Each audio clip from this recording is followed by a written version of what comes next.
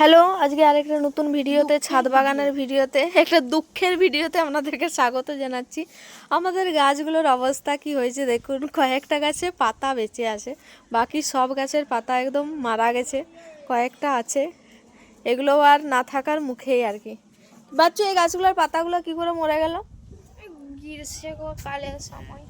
ও বলছে গ্রীষ্মকালের সময় মরে গেছে। দেখুন কতগুলো গাছের পাতা এখনো বেঁচে আছে। আমার এখানে 20টা গোলাপ ছিল। আমাদের 20টা গোলাপ গাছ ছিল, ঠিক আছে, তার মধ্যে এগুলো আছে 8টা, মরে বেঁচে 7টা আছে। আর এটা শিউলি গাছ না বাচ্চু? হ্যাঁ। দেখুন গাছ, এটা নিচে শিউলি গাছ। একটা আছে। নিচে তো একটা আছে, আপনাদেরকে একদিন দেখিয়েছি। এটা বাচ্চু ছাদে লাগিয়েছে। এটা ছাওয়াতে হয় না রোদে হয়? একটু এখন চারাটা লাগিয়েছি। ও, চারাটা লাগিয়েছে বলে এখন ছাওয়াতে আছে। এটা হচ্ছে চেরি গোলাপ, না ছোট ছোট গোলাপ ফুলটা হয়, এটা চেরি গোলাপের।